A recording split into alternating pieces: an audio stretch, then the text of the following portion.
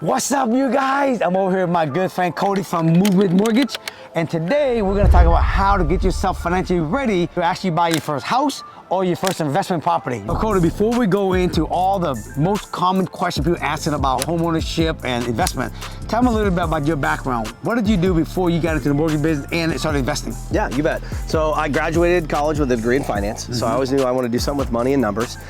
During college and a few years out of college, I worked for Fred Meyer Jewelers selling jewelry. So I always liked sales as well, like being involved with people.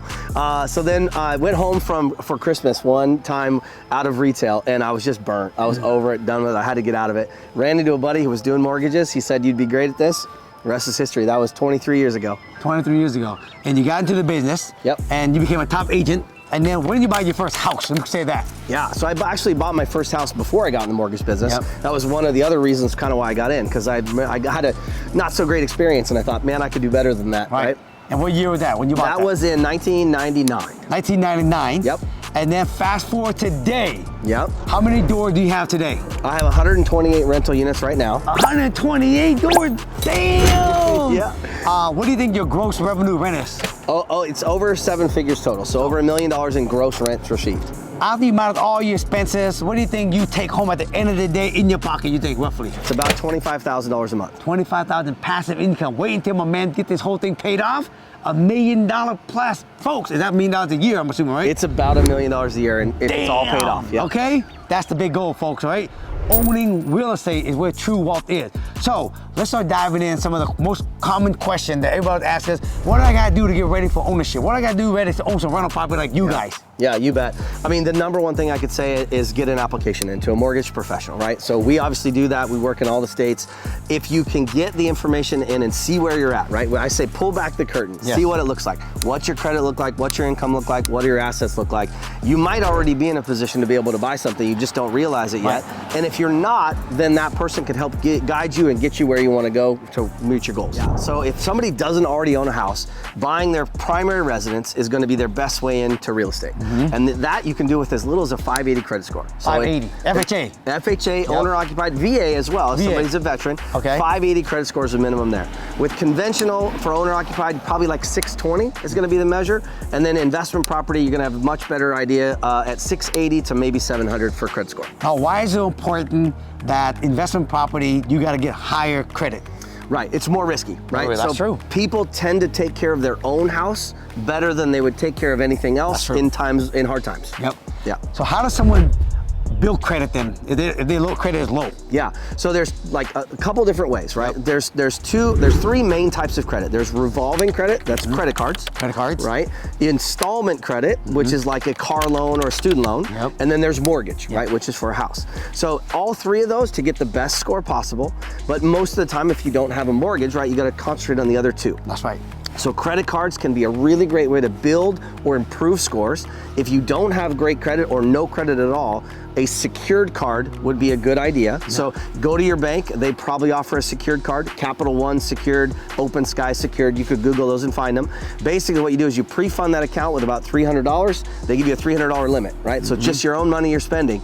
You do that for a year and then they'll turn it into a regular credit card and give you much better credit scores. I've seen people improve their scores 60 points in 45 days with one secured credit card. Now here's the thing, no matter what, installment, mortgage, what's the other one again? Revolving. No matter which one it is, folks, here is the bottom line. Pay the damn thing on time. If you do that only, folks, your credit get better.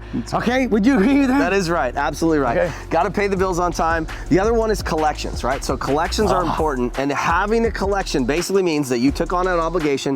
That debtor couldn't receive their money, so they sent it off to collections, right? That's not great. Now, paying an old collection can oftentimes decrease your score, right? So paying off old debt sometimes can decrease your score unless you get what's called a pay for deletion. Pay for deletion is key. If you're gonna pay off an old debt, make sure before you pay it that they're willing to remove that debt from your credit report and get it in writing. So what does it take to actually buy your first house to live in or even buy a rental property? So how much money you gotta make? What's your debt gotta be like? But let's talk about first-time home buyer first. Yeah. They never bought a home, they want to buy a house. Cool. Let's say they're first-time home buyer, they want to buy a house for like $500,000. Cool. What do they got to make to buy something like this? All right, so the way we'd look at that is we've got a $500,000 house. Yep. We're gonna do maybe 3.5% down, minimum down FHA. Yep. So we're gonna be borrowing $480, $490, something like Yep. that. That's probably gonna give you a payment with taxes, insurance, mortgage insurance, everything rolled together, maybe $3,500 a month. Okay, $3,500 bucks. Now your average first-time home buyer is gonna probably have a car loan payment. Yep. Right, maybe $500 a month. Yep. They're gonna maybe have some student loans, right? Yep. Maybe another $400 or $500 a month. credit there. card bills. Some credit cards, right? So we've got $3,500 for the house, $500 for the car. Yep.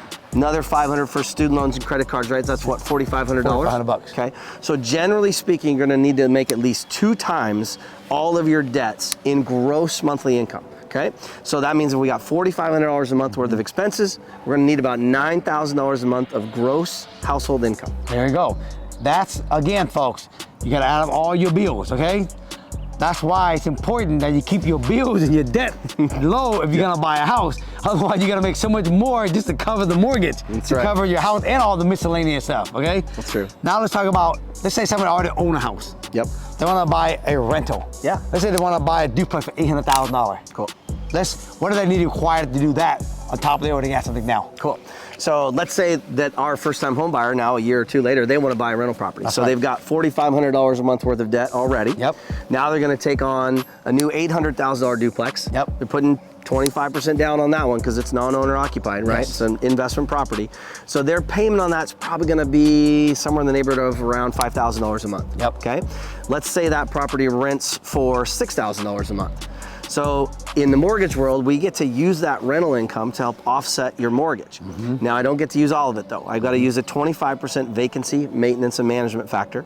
So that $6,000 a month discounted by 25% turns into $4,500 a month. Okay. Okay, so that $4,500 a month goes against a $5,000 a month payment. Yeah. So it looks like a $500 a month loss. Loss, Okay. yep. Now you're going to be making some money on it because Yeah. you don't necessarily have to take that vacancy maintenance, but it's a $500 a month loss To the on the bank. mortgage side. Yep. Right. So if we had $4,500 a month on our current lifestyle, we add that $500 to that. That means we've got $5,000 a month worth of expenses.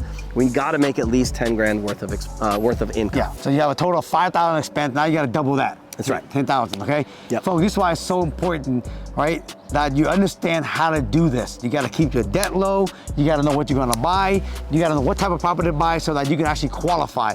Cody, you guys do loans all across the United States. We do, yeah, Okay? absolutely, anywhere in the country. We're gonna put Cody's contact below so you guys can reach him later, okay? So let's go on to the next question. People say to me all the time, it's stupid to buy a house right now because interest rates still high and it's gonna come down lower here in the next 2 years. It's dumb to buy now. What's your thoughts on that? Yeah, I think if you think values are going down, go ahead and wait. Yeah. But I don't think values are going down. I don't There's a think so couple either. reasons why. So interest rates have gone up significantly in 2022, Yep. right? We saw inflation go up, we saw rates go up. We're seeing inflation come down, we're seeing rates come down, Yep. right? So what I think is going to happen is towards the end of this year, early part of next year, we're gonna see a pretty significant reduction in interest rates, and you're gonna see more people jump back into buying homes. Yes. They say that for every 1% drop in interest rates, it makes it affordable for another 1 million people to buy a house. What? Yes. Damn. So if there's another 1 million people that are out there looking for houses, when you're looking for houses, it's just gonna get harder. Prices are just gonna keep going up. We say this, right? There's a kind of a cliche saying about marry the house and date the rate, right? So go buy the house today while you can get the price you want. You can maybe even negotiate that price a little bit today. For sure, because there's less competition out That's there. right. And then we secure the home price today and we renegotiate the rate down the road when the rates go down. I'm a 100% believer in that, dude. Let's talk about the difference between 7% interest rate and let's say, 5%. Yeah. Or it could be, 4.5 later. Sure. People are crying over a 2% difference Yep. when they can refinance that thing later. Let's talk Yes, about that. Absolutely. So a 7% rate versus a 5% rate equates to about a 20% reduction in payment, okay? So let's say your payment was gonna be $5,000. Yep. And you really, at 7%. 7%. And you really wanted a lower payment, you want that 5% rate. That 5% rate equates to maybe a $4,000 payment, Yes. right? So effectively, that's $1,000 a month in extra interest that you'd be paying. Nobody likes to do that. No. But If you look also forward at a year or two down the road and what that home price is going to do, if that home price was $750, and now it goes up 10%, now you're $8.25. You lost $75,000 to gain $24,000 to save $24,000, right? Exactly. It doesn't make sense. Don't make sense, especially in the world of investing. Yes. Yes, oh, absolutely. For investors, it's even tougher. You've got to find a way to make it work today with today's prices and today's rates, because it's really going to be a great buy when you refinance. If you're waiting on a cash out refinance too, right? We see that all the time. Somebody goes in and they do a BRRRR project, they do it all right, they do it with all cash, and they want to wait to refinance until rates come down. But what they're doing is their opportunity cost of the money that's now tied up in that house, doing nothing extra for them, over maybe $1,000 a month in extra interest, when they could go out and take that money, 500 grand, and maybe do 2 more of those BRRRR projects and make $500,000, $600,000, all to save a couple thousand interest. We believe that when it's time to refi, just pay the stupid high interest rate now. That's right. Get your cash back in your hand, pay a little more now. Let's call it an extra $1,000, for example. So we're talking about the same subject. Take the cash and go buy some more deal, make more money versus trying to save $12,000 a year or $24,000 a year, when you can make way more money than just an opportunity versus sitting with your money. That's right. All right, you guys, this is a wrap. So we got a lot of questions that we can go over and over. We love getting together talking about this mortgage, real estate stuff, especially investing. But for now, you guys, we're gonna call this part 1. We'll probably do part 2, 3, 4 down the road for you guys with me and Cody. But if you like everything you saw, comment below. Tell us also what you also want us to talk about, okay? We'll be happy to make a video on that too. But for now, give us a thumbs up if you like the video. Make sure you guys subscribe to the button. I'm gonna put his contact in the video for you guys so you guys can reach him. But until then, we will see you all soon. Peace.